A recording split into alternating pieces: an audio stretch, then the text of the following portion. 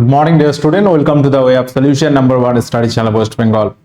তো আমি তোমাদের ডাল্টন স্যার, তোমরা এখন পাচ্ছ একটি দুর্দান্ত টপিকটা দেখে নাম দেখে বুঝতে পারছো, সংকর ধাতু। তো সায়েন্সের এই একটি টপিক যেটি আমরা আলাদা করে আলোচনা করছি, কারণ এই টপিক থেকে বিভিন্ন পরীক্ষায় তুমি প্রশ্ন দেখে থাকবে যে ব্রোঞ্জ কোন কোন ধাতু দিয়ে তৈরি, বা পিতল কোন কোন ধাতু তৈরি ইত্যাদির প্রশ্ন তোমরা পেতে পারো। অ্যালনিকো কি, ইনভার কি, কাঁসা কি।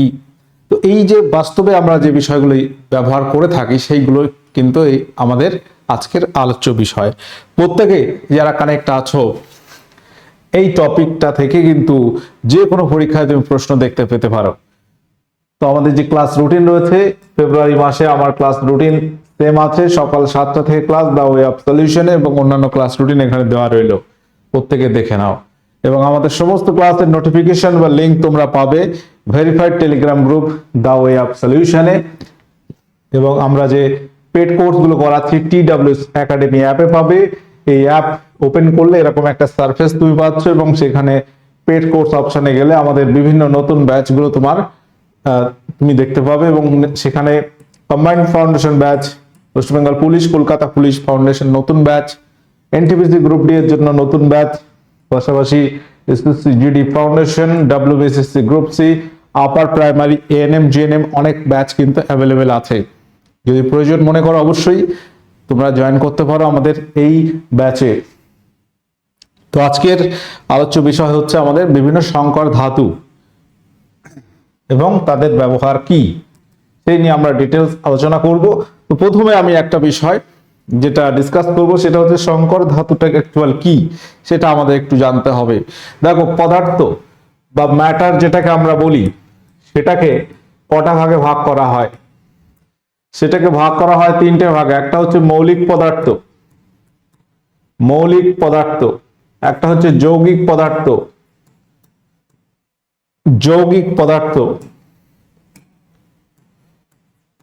আর একটা হচ্ছে মিশ্র পদার্থ। মৌলিক, যৌগিক এবং মিশ্র পদার্থ। মূলত এই মিশ্র পদার্থের মধ্যেই কিন্তু আমরা কি পাচ্ছি? সংকর ধাতু পাচ্ছি। মৌলিক পদার্থ কি, একটা এক্সাম্পল দাও। মৌলিক পদার্থকে আমরা সাধারণত তিনটে ভাগে ভাগ করি। একটা হচ্ছে ধাতু,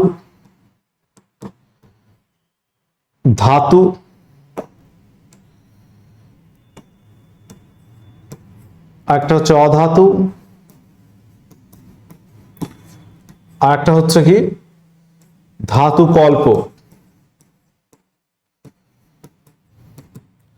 সংকর ধাতু হচ্ছে বিভিন্ন ধাতুর মিশিয়ে তৈরি করা হয়।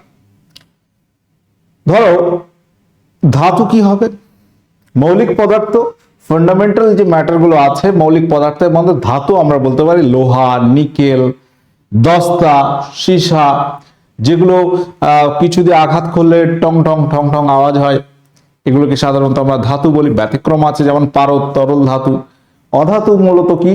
সাধারণত বিভিন্ন গ্যাস, যেগুলো বলতে পারো তোমার অক্সিজেন, নাইট্রোজেন, হেলিয়াম, এগুলো কিন্তু অধাতু। ধাতু কল্পের মধ্যে আর্সেনিক, অ্যান্টিমনি, যাদের মধ্যে ধাতু অধাতু দুজনের গুণ বৈশিষ্ট্য আছে। কঠিন অধাতু পেতে পারো সালফার, কার্বন, এগুলো অধাতু। তো সাধারণত এই যে ধাতু, একাধিক ধাতু মিশিয়ে দেখা যাচ্ছে আরো শক্তিশালী করা হচ্ছে এমন কিছু, সেইগুলো দিয়ে তৈরি হচ্ছে মিশ্র পদার্থ, এবং সেটাকে আমরা ধাতু সংকর বলতে পারি। তাহলে ধাতু সংকর মানে বিভিন্ন ধাতু মিলিয়ে একটা তৈরি করা হচ্ছে নতুন একটা বিষয়, সেটাকে বলা হচ্ছে ধাতু সংকর বা সংকর ধাতু বা অ্যালয়। যৌগিক পদার্থের মধ্যে তুমি পাচ্ছ জল। এই ধাতু সংকর বা সংকর ধাতু যেটাই বলো, মিশ্র পদার্থ যৌগিক পদার্থের মধ্যে ডিফারেন্সটা কি একটু জেনে রাখো। মিশ্র পদার্থ আর যৌগিক পদার্থের ডিফারেন্স কি? মিশ্র পদার্থ সেটাও দুটো ধাতু বা ধাতু অধাতু মিলিয়ে তৈরি হতে পারে। যৌগিক পদার্থ সেটা হতে পারে ধাতু অধাতু মিলিয়ে তৈরি হতে পারে। ডিফারেন্সটা হচ্ছে এই যে যৌগিক পদার্থ যখন হচ্ছে, যেমন হাইড্রোজেন, অক্সিজেন, দুটো গ্যাস মিশিয়ে তৈরি হলো জল, সেটা তরল।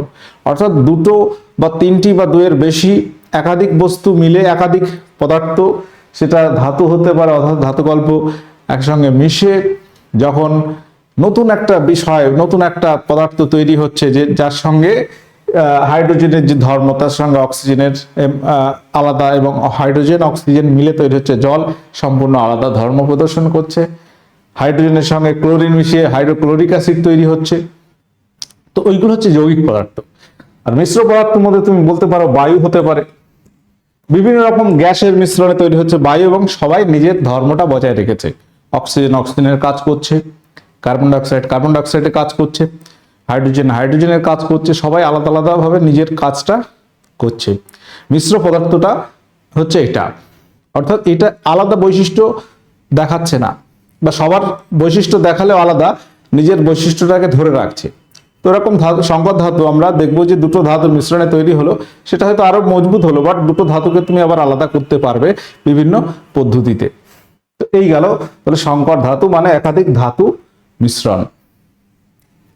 তো এরকম প্রচুর গুরুত্বপূর্ণ সংকর ধাতু যেগুলো আমরা দৈনন্দিন ব্যবহার করে থাকি। তোমাকে যদি প্রশ্ন করা হয় যে বলো নিচে এর মধ্যে কোনটি একটি সংকর ধাতু, একদম বেসিক টু অ্যাডভান্স আলোচনা আছে, বেসিক টু অ্যাডভান্স আলোচনা। যারা একদম শুরুতে হয়তো কম্পিটিটিভ এক্সাম দিচ্ছ সবে, তাদের ক্ষেত্রেও কিন্তু ক্লাসটা করতে তোমার মাথায় চাপ পড়বে না। আর যারা হয়তো এই বিষয় ক্লাস দেখে রেখেছো আগে, তাদের বিষয়টা একবার রিভিশন হয়ে যাচ্ছে, কারণ এই সংকর ধাতু তুমি আজকে পড়লে এক সপ্তাহ পরে দেখবে গুলিয়ে ফেলছে, ভুল হয়ে যাচ্ছে। একই রকম অনেক বিষয় আছে। তাহলে তামা এটি একটি ধাতু, লোহা ধাতু, দস্তা একটা ধাতু। তাহলে পিতল এটা আমরা বলি ধাতু নয়, এটা হচ্ছে এখানে আমরা সংকর ধাতু বলবো। এখন প্রশ্ন হচ্ছে পিতল কি কি দিয়ে তৈরি বলতো? আমরা লিস্ট অবশ্যই দেব, বলতে থাকো। পিতল গঠিত হয় কি দিয়ে? কোশ্চেন নাম্বার 2 তে আমরা এই কোশ্চেনটা পাচ্ছি, তামার সঙ্গে টিনের মিশ্রণ, তামার সঙ্গে দস্তা, দস্তা সীসা, লোহা, কার্বন। এখানে উত্তর কি হবে? পিতল। পিতল এটি গঠিত হয় তামার সঙ্গে দস্তা মিশিয়ে। তামার সংকেত আমরা লিখি সিইউ, দস্তা লিখি পিবি। এটা কিন্তু মাথায় রাখতে হবে, খুব ইম্পর্টেন্ট একটা কোশ্চেন। এই কোশ্চেনটাই তুমি তামা দস্তা, তামা টিনের সঙ্গে গুলিয়ে ফেলবে পরে। স্টেনলেস স্টিল, এখানে মরিচা না ধরার কারণ কি? স্টেনলেস স্টিল বাংলায় বলা হয় কলঙ্কহীন ইস্পাত। এখানে কোনো রকম মরিচা লাগে না, মরিচা ধরে না। কারণ কি? এখানে কি থাকে? দস্তা থাকে, ক্রোমিয়াম, টিন নাকি পারদ?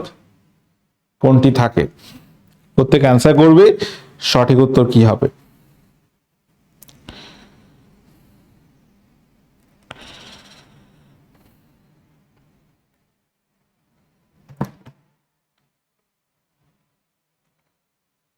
ক্রোমিয়াম থাকার কারণে বলা হচ্ছে এখানে মরিচা ধরে না। এটা লোহা, ক্রোমিয়াম, কার্বন মিশিয়ে তৈরি হয় স্টেনলেস স্টিল। নিচের কোন সংকর ধাতুটি বৈদ্যুতিক হিটার তৈরিতে ব্যবহৃত হয়? Very important question. Heater, heater এখানে আমরা কি ব্যবহার করি বলতো? প্রত্যেকে অ্যান্সার করবে, সঠিক উত্তর কি হবে?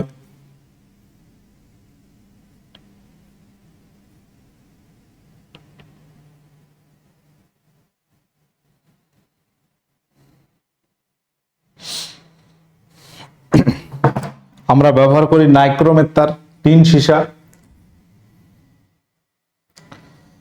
আর কি থাকে? আমরা আলোচনার লিস্ট তোমাদের দেব, তাহলে তোমরা টোটালটা এক জায়গায় নোট করবে। আচ্ছা, কাঁসা, কাঁসার বিভিন্ন বাসনপত্র আছে, থালা, বাটি, গ্লাস, প্রচুর কিছু দেখবে, বিভিন্ন অনেক কলসি, হাঁড়ি, কাঁসার ব্যবহার আমরা করে থাকি দৈনন্দিন। তো কাঁসা এটি কিসের কিসের মিশ্রণ? তামার সঙ্গে টিন, তামা দস্তা, লোহা, কার্বন, দস্তা নাকি নিকেল? উত্তর হবে তামা, টিন। আচ্ছা, যদি বলো ব্রোঞ্জ, সেটাও কিন্তু তামা টিনের মিশ্রণ, বাট ব্রোঞ্জ এবং কাঁসার ডিফারেন্স আছে। অনুপাতটা ব্যাপার। তামা কত পার্সেন্ট মেশাচ্ছ, টিন কত শতাংশ মেশাচ্ছ, এই রেশিওর উপরে এটা ডিপেন্ড করে। তামা টিনে ব্রোঞ্জ হচ্ছে, তামা টিনে কাঁসাও হচ্ছে, কিন্তু একটা নির্দিষ্ট পার্সেন্টেজ আছে।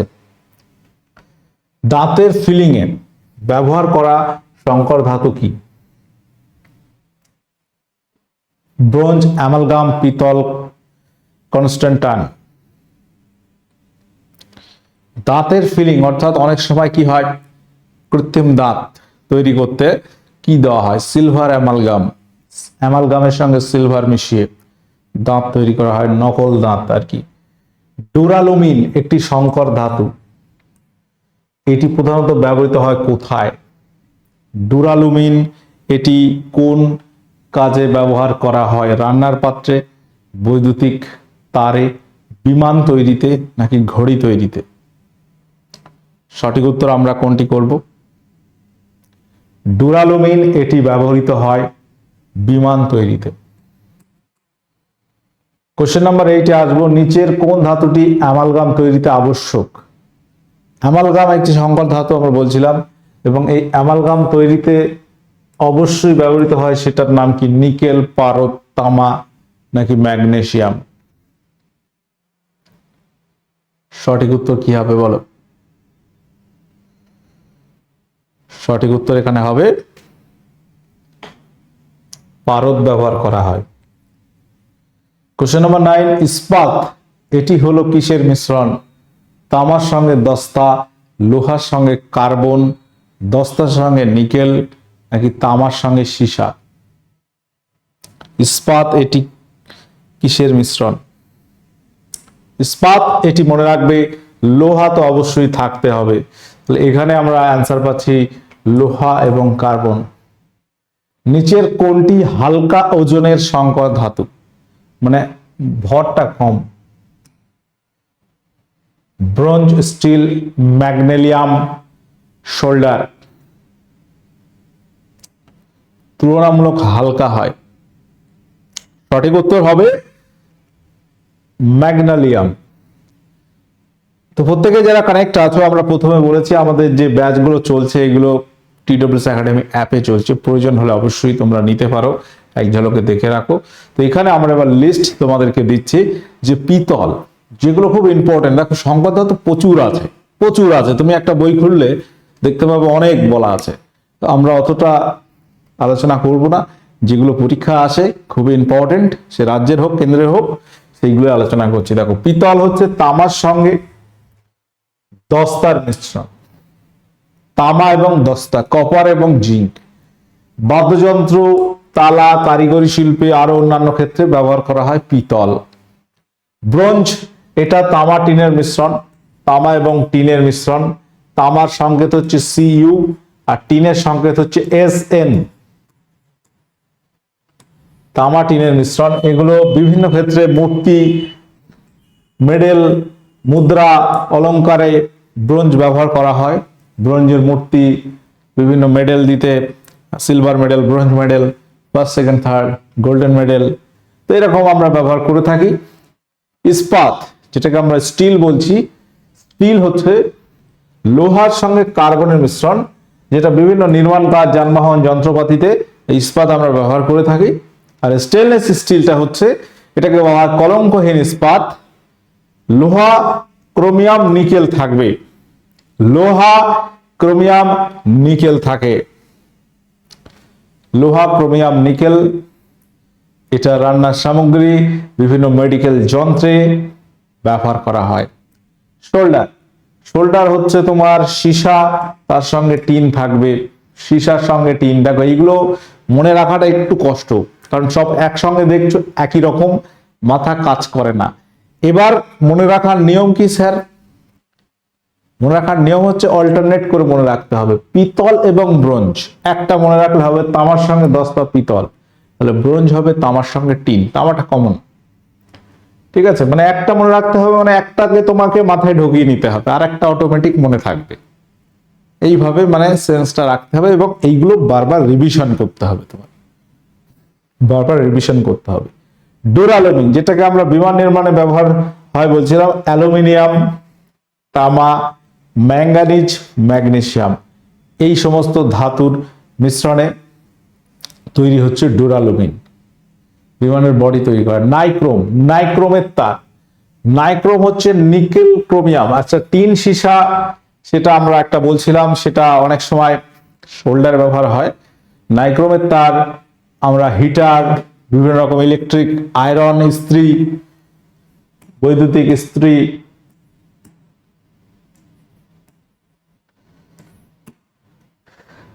টোস্টার, পাশাপাশি তুমি হিটার, যেগুলো হিটার, ইলেকট্রিসিটি, ইন্ডাকশন ওভেন, সেখানে যে পেঁচানো তারটা থাকে নাইক্রোমের তার, সুইচ অন করলে গরম হয়, রান্না হয়, ইন্ডাকশন ওভেন, ওগুলোতে নাইক্রোমের তার ব্যবহার করা হয়।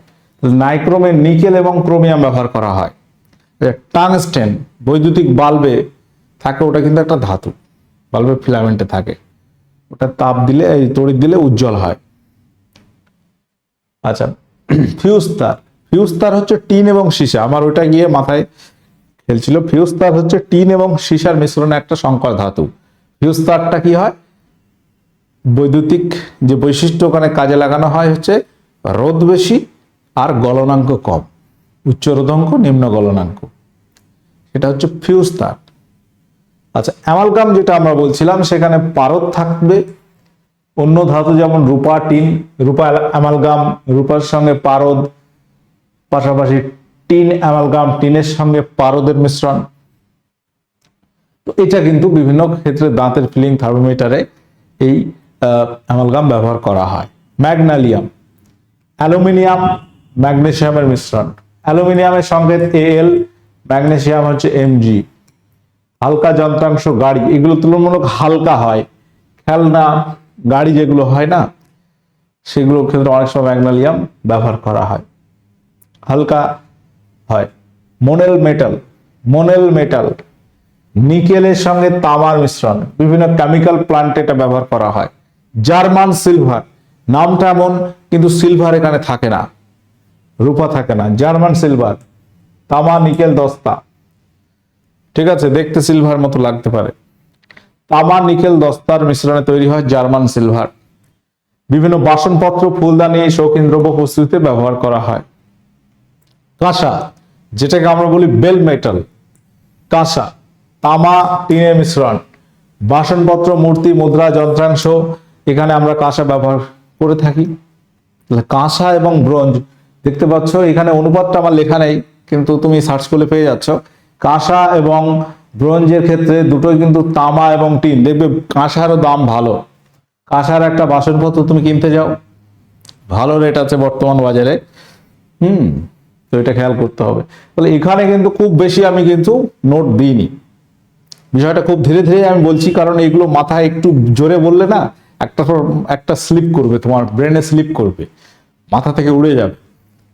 তো এই হচ্ছে দুটো পেজ আছে, দেখো দুটো পেজ, খুব বেশি নেই, কিন্তু যেগুলো আছে পরীক্ষায় আসে।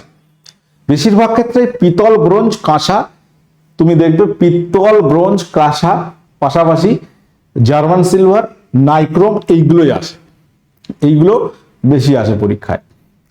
এছাড়া আরো অনেক কিছু রয়েছে। কোশ্চেন নাম্বার 11, সংকর ধাতু কাকে বলে? তাহলে সংকর ধাতু কাকে বলে?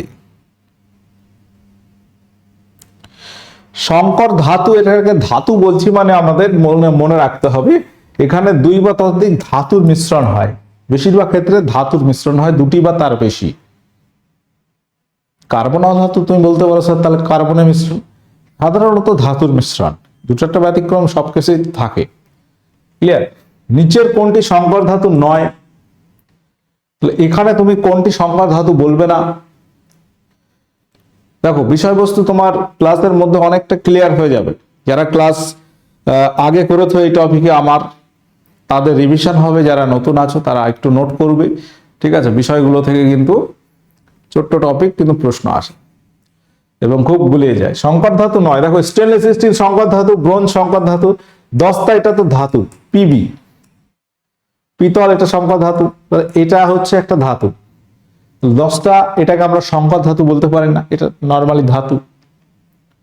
বৈদ্যুতিক সার্কিটে সংযোগ করার জন্য কোন সংকর ধাতু ব্যবহার করা হয়? বৈদ্যুতিক সার্কিটে এটা নিক্রোম হয়ে গেছে, নাইক্রোম হবে। যাই হোক, বাদ দাও। সার্কিট দেখবে এরকম বিভিন্ন তার যুক্ত করতে গিয়ে পোস্টে পোস্টে এরকম একটা শোল্ডার থাকে, শোল্ডার। অপশন বি এখানে রাইট অ্যান্সার হবে, শোল্ডার। মোনেল সংকর ধাতু বা মোনেল মেটাল যেটাকে আমরা বলি, এটা মেটাল ধাতুর মতো। এটা প্রধানত কি কি থাকে তাহলে দেখো, একটু আগে বলা হয়েছে, তোমরা অনেকেই ভুল করবে, মনে নেই, এই খেয়াল নেই, মাথা থেকে উড়ে যায় এইগুলো। মোনেল সংকর ধাতু, মোনেল মেটাল, বিষয়টা কি দিয়ে তৈরি হবে? তামা দস্তা, নিকেল তামা, দস্তা টিন, লোহা কার্বন। আমরা একটু ব্যাকে যাই, বিষয়টা আরেকবার দেখো। তাহলে মোনেল মেটাল যেটাকে আমরা বলছিলাম, নিকেলের সঙ্গে তামা, নিকেলের সঙ্গে তামা, নিকেল এবং তামার মিশ্রণে তৈরি হয়। তাহলে নিকেল এবং তামা, নিকেলের সংকেত Ni, আর তামা তো তুমি জানো Cu, এটা দস্তা Pb, টিন Sn, লোহা Fe। সংকেতগুলো একটু মাথায় রাখতে হবে, অনেক সময় সংকেত দিয়ে প্রশ্ন করতে পারে। সংকর ধাতু ব্যবহারের প্রধান উদ্দেশ্য কি? এই যে সংকর ধাতু কেন ব্যবহার করি আমরা? খরচ কমানো, শক্তি টেকসই ক্ষমতা বাড়ানো, দেখতে ভালো করা, মূল্য কমানো। সংকর ধাতু ব্যবহারের মূল উদ্দেশ্য হচ্ছে এটা যাতে বেশি টেকসই হয় এবং শক্তিশালী হয়, শক্তি টেকসই ক্ষমতা বাড়ানো, এই জন্য ব্যবহার আমরা করি, বা উদ্দেশ্য, প্রধান উদ্দেশ্যে। এটা হচ্ছে মেজর, প্রধান উদ্দেশ্য। এছাড়াও আরো অনেক উদ্দেশ্য থাকতে পারে, অনেক সময় দেখা যায় যে খরচ কমাতে গেলেও হতে পারে, বা দেখতে ভালো করতে গেলেও হতে পারে। নিচের কোন সংকর ধাতুটি মুদ্রা তৈরিতে ব্যবহার হয়? পিতল, ব্রোঞ্জ, ম্যাগনেসিয়াম, নাইক্রোম।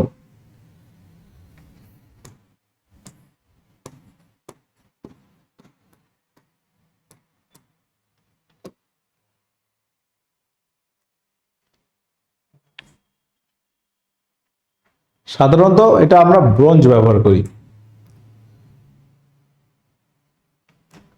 সংকর ধাতু তৈরিতে একটি প্রধান ধাতু হিসেবে ব্যবহার করা হয় না কোনটি? কোনটি এখানে ব্যবহার করা হয় না, কোনটি? ও আচ্ছা, ঠিক আছে, কোনটি এখানে প্রশ্নটা ঠিকই আছে। প্রশ্নটা হচ্ছে যে সংকর ধাতু তৈরিতে কোনটি একটি প্রধান ধাতু হিসেবে ব্যবহার করা হয় না? ব্যবহার করা হয় না।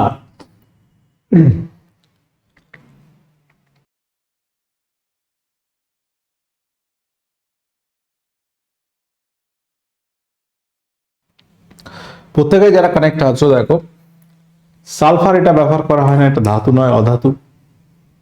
তামা, লোহা, পারদ এগুলো ব্যবহার করা হয়। গান মেটাল, এখানে কোন কোন ধাতু থাকে? গান মেটাল যদিও এখানে নেই, গান মানে বন্দুক তৈরিতে ব্যবহার করা হয়।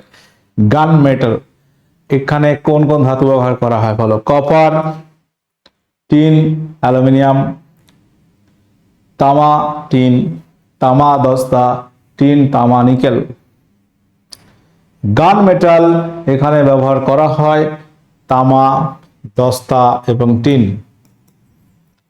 তামার সঙ্গে দস্তা এবং Sn মানে হচ্ছে টিন, এইগুলো ব্যবহার করা হয়। বেল মেটাল, বেল মেটাল মানে কি? কাঁসা। তাহলে কাঁসা বলো, এটা মানে কাঁসা। বিভিন্ন কোশ্চেন বিভিন্ন ভাবে হতে পারে, উত্তর কি হবে? কোশ্চেনের মধ্যে তোমার কোশ্চেন সলভ করতে করতে মুখস্থ হয়ে যাবে।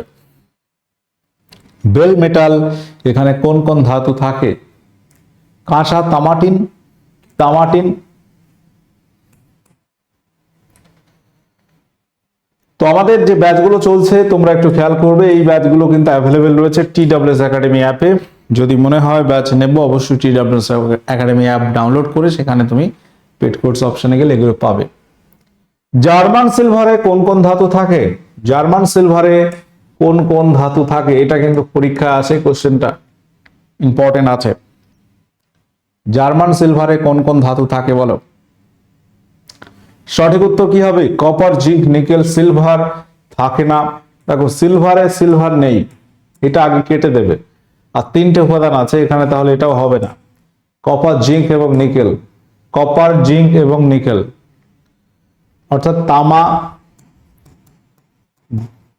জিঙ্ক মানে দস্তা এবং নিকেল, এই তিনটে মিশ্রণে তৈরি হচ্ছে জার্মান সিলভার।